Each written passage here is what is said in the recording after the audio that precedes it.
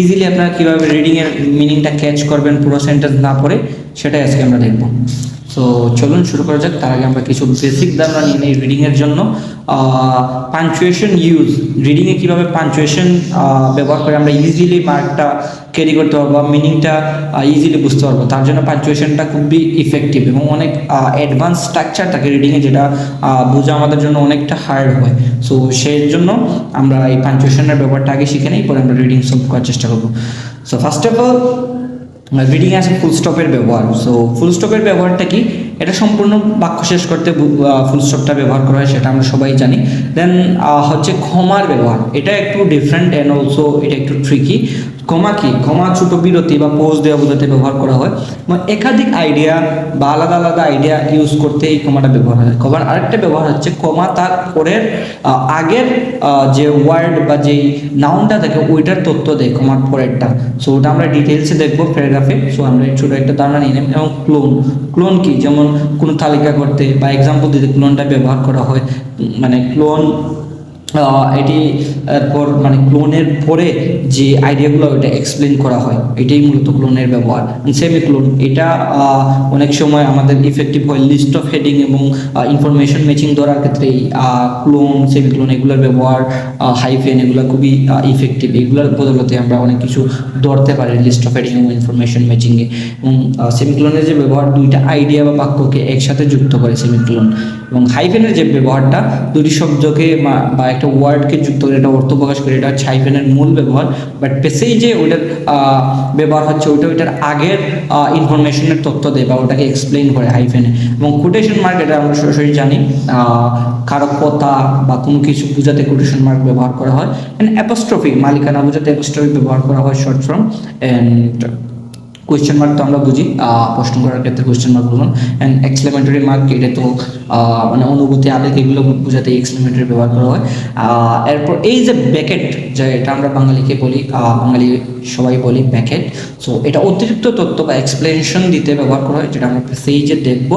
And also এটা extra information দেয়। So আমরা এখন একটা পেসেজ দেখি কীভাবে এটা সলভ করতে হয়। যেমন লাস্ট ফ্রাইডে, এটা একটা মনে করেন নাউন ফ্রেজ, এটা শুরু হয়েছে, এরপর হচ্ছে কমা, কমার পরে বলতেছে যে লাস্ট ফ্রাইডে কী হয়েছে। সো আমরা সেন্টেন্সের মিনিং বোঝার ক্ষেত্রে আমরা আগে একটা সাবজেক্ট বার করবো, দেন ওটার অবজেক্ট দেন ওটার ভার্ব বার করবো, তারপর আমরা ওটার অবজেক্ট বার করবো। তাহলে আমরা ওই মিনিংটাকে ইজিলি ক্যাচ করতে পারবো। এবং একটা সেন্টেন্সে সবসময় একটা সাবজেক্ট এবং একটা মেইন ভার্ব থাকবে। ওখানে যদি ভার্ব ভার্ব কখনো দুইটা হবে না, হয়তো ওটা অ্যাডজেক্টিভ হবে বা নাউন হবে। আর কোনো জায়গায় যদি ভার্ব আইএনজি দিয়ে শুরু হয় তাহলে ওটা হবে নাউন, মানে ওটা জিরান ফ্রম, ওটা হচ্ছে নাউন, ওটাকে সাবজেক্ট হিসেবে অনেক সময় ধরা যায়। বা যদি ভিতরে দিয়ে শুরু হয় তাহলে ওটা হবে নাউন বা অ্যাডজেক্টিভ। ভার্ব ফ্রম যদি টেন্সের সাথে না মিলে ওটা নাউন বা অ্যাডজেক্টিভ ধরে নিব সোজা মাত্র। তারপর হচ্ছে আমরা এখন দেখি, যেমন গ্রিন বেল স্কুল অর্গানাইজ, যেমন এখানে সাবজেক্ট হচ্ছে গ্রিন বেল স্কুল আর ভার্ব হচ্ছে অর্গানাইজড। কি করছে? কি অর্গানাইজ করছে? A science fare for students and parents, মানে সায়েন্সের একটা মেলা বা এরকম কিছু অ্যারেঞ্জ করছে তার স্টুডেন্ট এবং প্যারেন্টসদের জন্য। বা ইংলিশের মিনিং সবসময় তার পিছন থেকে হয়, যেমন স্টুডেন্ট এবং প্যারেন্টসদের জন্য সায়েন্সের একটা মেলা বা এমন কিছু অর্গানাইজ করছে বেল স্কুল লাস্ট ফ্রাইডে, এরকম হবে আর কি মিনিংটা, মানে উল্টো দিক থেকে ইংলিশের মিনিং হয়।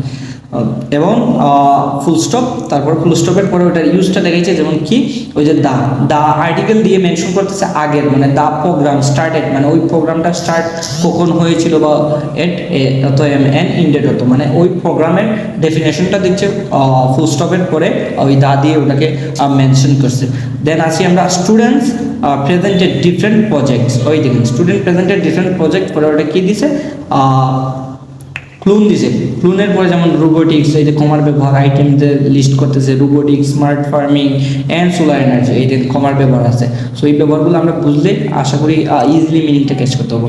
ওয়ান গ্রুপ ক্রিয়েটেড এই লো কস্ট, ওই দেখেন হাইফেনের ব্যবহার, লো কস্ট ওয়াটার ফিল্টার, এই যে দেখেন হাইফেন দিয়ে আবার ওই ওয়াটার ফিল্টারটা কি ওটার তথ্য দিতেছে, ওই ওয়াটার ফিল্টারটা কি ওটার তথ্য দিচ্ছে। It's cleaned dirty water within a minute, মানে এই ওয়াটার ফিল্টারটা তথ্য এখানে দিচ্ছে, ওইটা ডার্টি ফিল্টারটা 1 মিনিটের মধ্যে ওটা ক্লিন করে শেষ। আনাদার টিম, মানে অন্য টিম শোড এ সোলার পাওয়ার্ড, ওই দেখেন হাইফ্লোন দিয়ে ওটার ওয়ার্ডটাকে ইয়া করছে ফ্যান। অ্যান্ড এখানে হচ্ছে সেমিক্লোন দিয়ে ওটার আইডিয়া করে সারপ্রাইজিংলি, ওই দেখেন ওইটার রেফারেন্স দিচ্ছে ইট দিয়ে, ইট ওয়ার্কড উইদাউট ইলেকট্রিসিটি, এই যে এটার রেফারেন্স দিচ্ছে ইট দিয়ে। সো ওই প্রোনাউনগুলোর রেফারেন্স আমাদেরকে বুঝতে হবে। যেমন প্রোনাউনের ক্ষেত্রে দ্যাট, দোজ, দিস এগুলোর ব্যাপারটা আমাদেরকে ভালোভাবে বুঝতে হবে, তাহলে আমরা ওই রিডিংয়ে প্রোনাউনের রেফারেন্সটা ভালোভাবে বুঝতে হবে।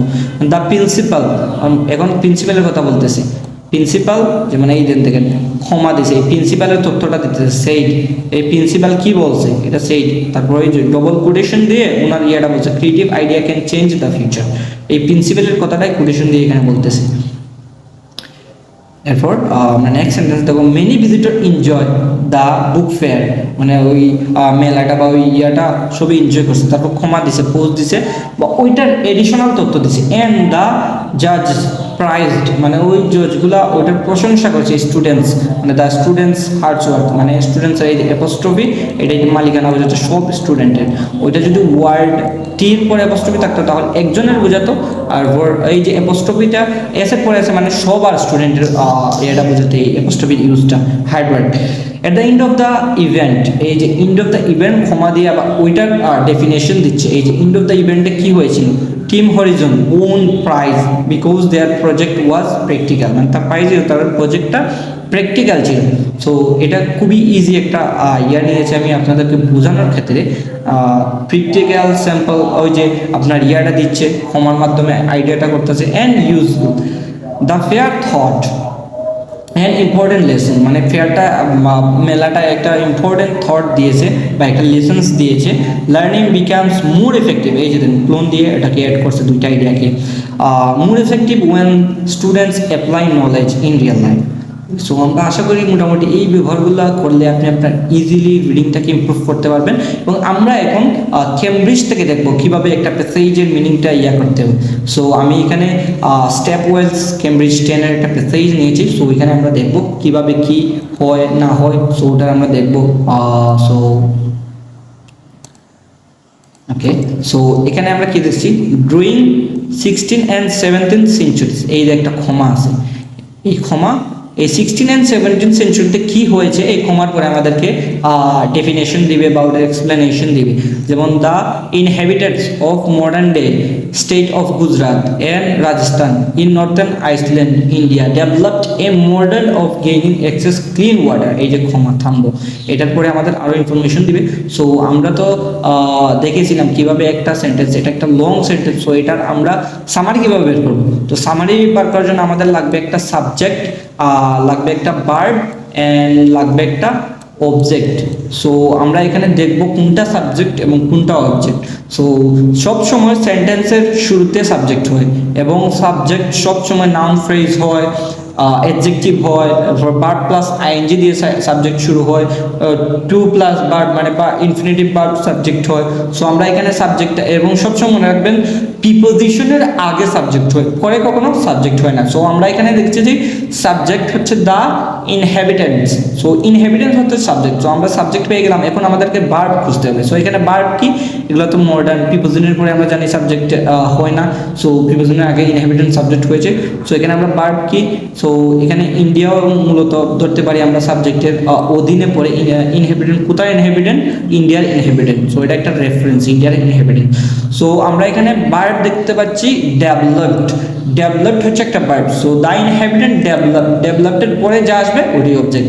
এ method of gaining access to clean water, মানে the inhabitant developed a method of gaining access water, এটা হচ্ছে সেন্টেন্সের সামারি। এইগুলো হচ্ছে আপনার হচ্ছে এক্সট্রা বা এক্সট্রা ইনফরমেশন। সো আমরা যদি সামারি বের করতে চাই খুব ইজিলি এই সেন্টেন্সের মিনিংটা বলতে, এই সেন্টেন্সের মিনিংটা কি, the inhabitants developed a method of gaining clean water. So এটাই হচ্ছে এই সেন্টেন্সের মূল সামারি। সো আমরা এখন দেখবো এটার রেফারেন্স কি দিচ্ছে ওই ক্ষমার পরে। তারপর fresh ground water drawing the dry season for drinking, bathing and watering animals and irrigation, মানে ওই ক্ষমা দিয়ে ওই যে মেথডটা, ওই মেথডটা কী হিসাবে কাজ করে ওইটা দিতেছে। যেমন ওয়াটার ড্রাই সিজনে ওইটার ড্রিঙ্কিংয়ের জন্য ব্যবহার করা হয়, গোসল করার জন্য ব্যবহার করা হয় এবং অ্যানিমালদেরকে খাওয়ানোর জন্য ব্যবহার করা হয়। আবার ইরিগেশন মানে ওই যে সেচ বলা হয় বা কোনো কিছুতে জমিনে ফসলে পানি দেওয়াকে ইরিগেশন বলে। সো এই গেল এই সেন্টেন্সের আমরা কিছু আইডিয়া পেলাম।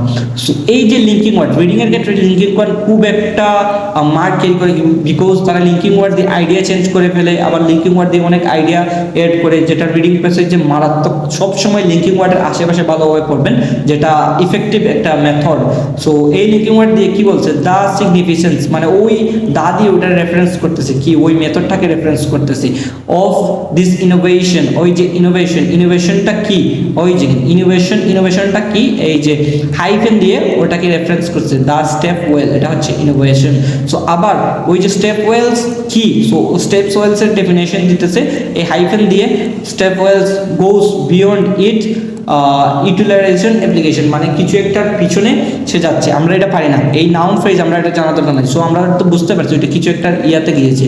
সো এভাবে জানলে মনে করেন আপনার অনেক সময় ভোকাবুলারি বা ওই সেন্টেন্সের নাউন ফ্রেজ বা ইয়া ছাড়া আপনি ইজিলি ওটা আন্ডারস্ট্যান্ড করতে হবে। সো রিডিংয়ের ক্ষেত্রে সবসময় আমরা মিনিং বোঝার জন্য বা সামারি বের করার জন্য আমরা আগে একটা সাবজেক্ট বের করবো, তারপর ওটার ভার্ব বের করবো, তারপর ওটার অবজেক্ট বের করবো। তাহলে এই রিডিংটা আমাদের ক্ষেত্রে খুব ইজি হবে আন্ডারস্ট্যান্ড করতে। আর রিডিংটা আইএলস এর মধ্যে একটু কমপ্লেক্স বা টু মাচ ডিফিকাল্ট সেকশন, এটা কম্প্রিহেন্সিভ ইমপ্রুভ ছাড়া little bit difficult for solving reading passages. And সবসময় চেষ্টা করবেন রেগুলারলি রিডিং পড়ার, ওইটা বোঝার এবং কিছু ভোকাবুলারি শেখার চেষ্টা করবেন। And also try to understand paraphrases. So I hope solve your reading passages like this, then your reading capability will be improved. And stay with us, follow for more tips. Thank you.